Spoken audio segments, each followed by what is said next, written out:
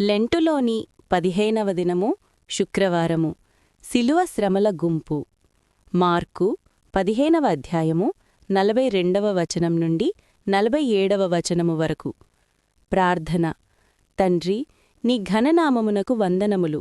నీ శ్రమల ద్వారా మాకు పాఠము నేర్పించుచున్నందుకు నమస్కారములు. నీ సహింపును జయమును మాకునూ దయచేయుదువని యేసునామమున వందించుచున్నాము. ఆమేన్.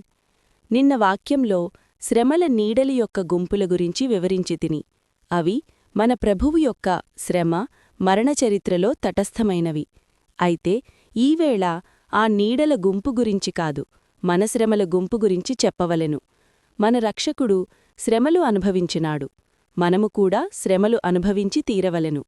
ఇతరులు అనగా అన్యులు మన మధ్యను నిలువబడి మనమీద ప్రశ్నలు వేయుచున్నారు. ఈలాగూ అన్యులనే పేరు కొందరికి, ముఖ్యముగా గవర్నమెంటుకు ఇష్టం లేదు. మేము అన్యులమా, మీరేనా స్వదేశీయులు అని అందురు.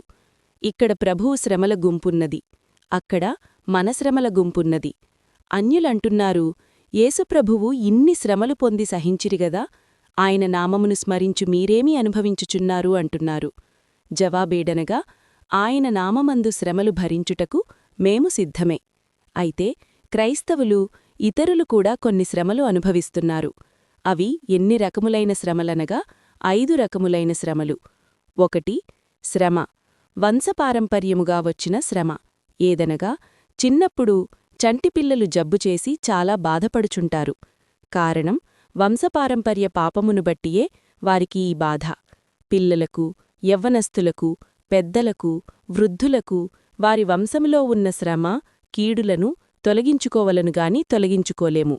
తొలగించుకొనుటకై మనము ప్రయత్నము చేస్తాముగాని కొంతవరకే శాంతి, పూర్తిగా కాదు. ఇక్కడ ఉన్న మనందరిలో ఎవరికైనా వంశపారంపర్య జబ్బు, కష్టము, దుర్బుద్ధి ఉన్నదేమో పరీక్షించండి. అప్పుడు మనము క్రైస్తవులము. నొప్పిగనుక వంశపారంపర్యమును బట్టి వచ్చిన వ్యాధితో మనకేమీ సంబంధము లేకపోయినా వచ్చిన బాధను బట్టి తప్పక ప్రార్థనలో పెట్టాలి. దేవుని చిత్తమైతే పోతుంది, లేని ఎడల చనిపోవు వరకు అట్లేయుండును. పెద్దల జబ్బు మనకు వస్తుంది, ప్రార్థించినా పోదు. అది ప్రభువు పూర్తిగా తీసివేస్తే తీసివేస్తారు. ఆయన తీసివేయుట మన ఆత్మీయ జీవితానికే కీడు, అందుకని తీసివేయరు. అనేకులకు ఇది తెలియదు. పౌలు కూడా, నా శరీరములో ఒక ముల్లున్నది, దానిని తీసివేయమంటే తీసివేస్తాడుగాని ఆయన తీసివేస్తాననగా నా కృప నీకు చాలు అన్నారు. భక్తుడు శ్రమకు సహిస్తే పిశాచి సిగ్గుపడును.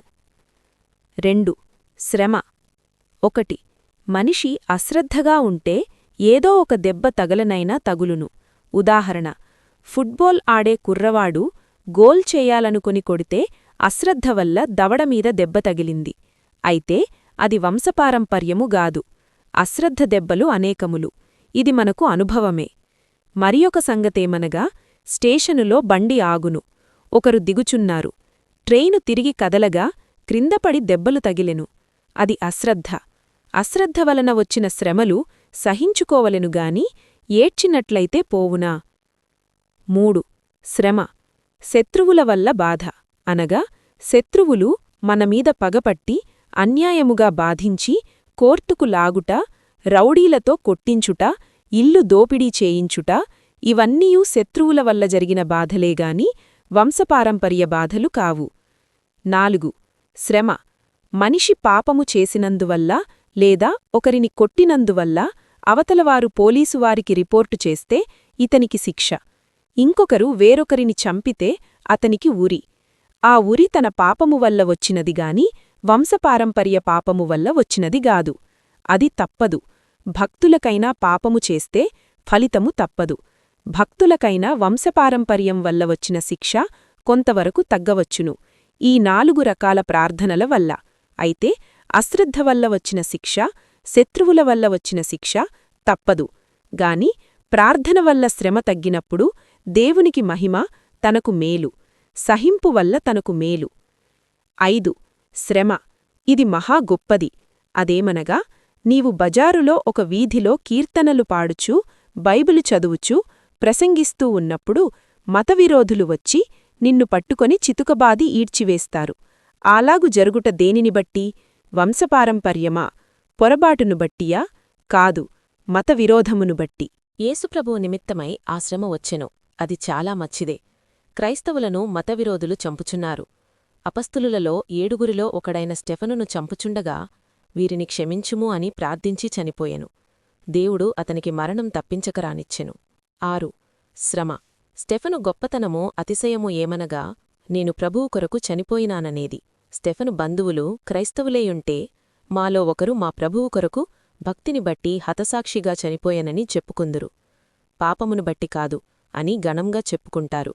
గనుక ప్రభువు నిమిత్తమై కష్టమూ నష్టమూ అనుభవించినా, లేనిపోని నిందలు దెబ్బలు అనుభవించినా, అన్యాయముగా జైలుకు వెళ్లినా, ప్రభువును బట్టి హతమైపోయినా, ఈ 6 అంశముల ద్వారా ఆ భక్తులకు కీర్తి. భక్తుడంటే పైవన్నీ పడి అనుభవించి సహించినవాడే. చిన్నమాట పడనివానని భక్తుడంటారా? పై 6 సహించి స్తుతించినవారే భక్తులు. పై 6ను అందరికీ కావాలని చెప్పను, రావాలని కోరను. ఒకవేళ వస్తే ప్రభువును బట్టి సహించాలి. క్రీస్తుమతానికి పేరు తేవడానికి సహించాలి. అట్టివారు హతమైనను మా మతము సత్యమతము, జీవమతము, పరలోకమతము, దైవమతము గనుక కీర్తి తెచ్చినాము అని చాటించగలరు. అప్పుడు మా గ్రామ సంఘతరపున ఫలానివారు హతసాక్షి అయ్యారు, మా ప్రభువునకు కీర్తి, క్రీస్తునకు కీర్తి అని అందరూ సాక్ష్యమియ్యగలరు. ఇతరులకు, ఇతర మతములకు ఈ సంగతులు మాదిరి. ఇవన్నీయూ వ్రాయుట వినుటే కాదు, హృదయంలో ఉంచుకొని ఆ ప్రకారము నడుచుకోవాలి. గ్రహింపు సహింపు కలిగియుండాలి. అప్పుడు మీరు ఇహపరములయందు ధన్యులై ఉంటారు. ప్రభువు తన శ్రమలన్నీ సహించి భరించుకున్నారు గనుక మరణం వచ్చినా తిరిగి పునరుద్ధానమైనారు. అలాగూ అన్ని విధములైన శ్రమలను ఓర్పుతో సహించుకొని శ్రమల నుండి పునరుద్ధానమగు ధన్యత ప్రభువు మీకు దయచేయునుగాక. ఆమెన్.